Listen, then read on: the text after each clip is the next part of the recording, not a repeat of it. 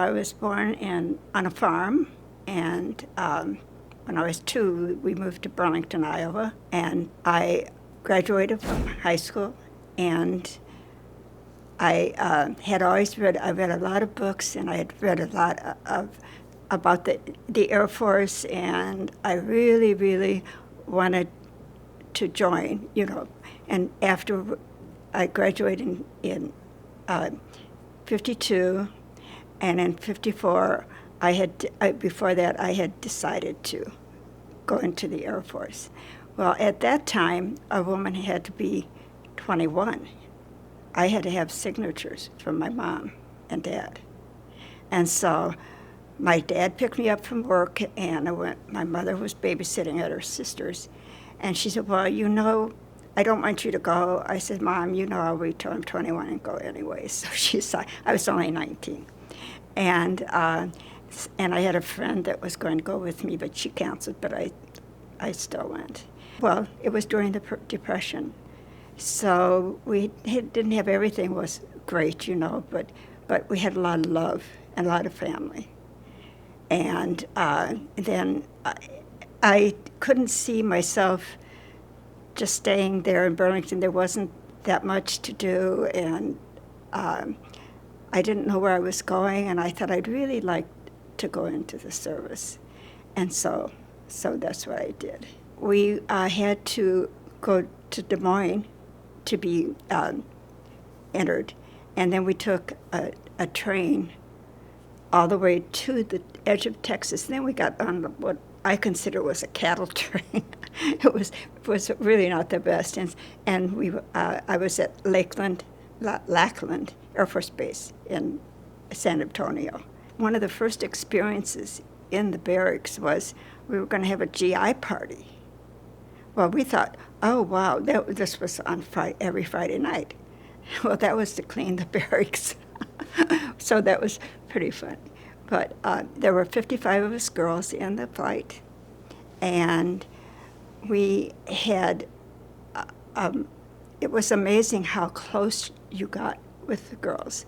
I felt closer to them than the girls that I went to school with. And when we had our flight party, before we left, oh, it was a ball. We had 5 girls that were from Hawaii, and they had leis flown in for us, and it was just awfully hard to leave. So then I wanted to be a stewardess, but that field was closed. So I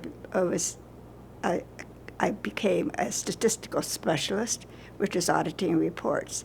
And for that, I was in basic training 11 weeks. And then I went to Lowry Field for my tech school. And that was 7 weeks. The first week was KP. And then from there, I went to Marchfield in California at Riverside. And it was a SAC base, Strategic Air Command base. And we audited reports. It wasn't just morning reports, but it was other statistics that they needed in order to keep headquarters and aware of everything. Then from there, I was there about 10 months, and then I switched over to headquarters SAC, Strategic Air Command, at Offutt, Nebraska. The one important thing in basic training is, in order to get paid, you had to say your rank and your serial number. Otherwise, you didn't get a check. And so, and it wasn't very much, but that was in 1954. So obviously, it was a different situation. When we fell out for breakfast for chow, we had 7 minutes to get dressed, and you had to have lipstick on, because if you didn't have lipstick on, you got a demerit. And 7 demerits, you couldn't get off the base. So it was important. And you never knew when. So it was amazing how it was. We thought 7 minutes, we could do it in 5 or less, because you got used to doing it. And then as a group, as I said, there were 55 of us. As a group, we decided in Texas, it's the weather can be very cold and very hot. So we had to decide whether we were going to wear an overcoat or just our jackets, and you had to abide by that. And so that's what we did. And we also, when we marched, you couldn't, if you had to scratch your nose or whatever, you had to put your hand up until the TI would tell you, okay, you were not supposed to break rank. Well, we had one girl that was from Germany, and she had been over during the war. She had, as a child. And one time, as we were marching, one of the planes came really close. She hit the ground.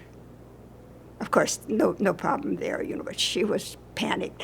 I'm sure that those people during World War II had a terrible time, in overseas. And so that was, and we always marched everywhere. We didn't have cars or anything.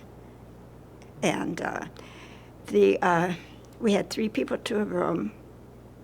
And, well, when you do everything together, we also had to take a break in the afternoon and had to take salt pills because of the weather down there, and you couldn't use I shouldn't be saying this, but you couldn't use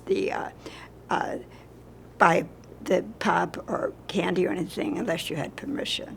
And so it was to keep you working toward being a soldier, actually. We would send the reports in for key punch, then we would audit them, send them back until there were no errors, and then they were forwarded to the Pentagon. And so we had a lot of deadlines. One time only, we went in at 0700 on Saturday morning. We came out at 0800 on Sunday morning. But we got the reports to headquarters. And then we had comp time. You could take time off. So I always planned different trips to do different things, so it wasn't so bad. It was important, even though didn't go fight, I wasn't at the front lines, and didn't go overseas. I just bless all of those that did. They also put, everything was like the Pentagon, so we ended up being underground, and I really missed the windows, but it was a very good experience. There is a saying where you don't volunteer. Back in basic training, if you didn't volunteer, they pointed, Well, the first time I volunteered, and we were sent to the men's dorms, and we had to clean their bathrooms. It was quite an experience. That's all I'm going to say. Anyway, but that's all I've done the rest of my life is volunteer. And I volunteered for the service. I volunteered for, like I say, everything. I had to keep busy after my husband died. I did more volunteering because it also helps someone. I was in during the Cold War. It was a lot different than it is during the war. And I am amazed at what they do. I've read 3 books that my nephew sent me, and about the careers, and I don't know how they do it. And also, it was another sight for me to. Often the auxiliaries, you think they're not as important, but they are.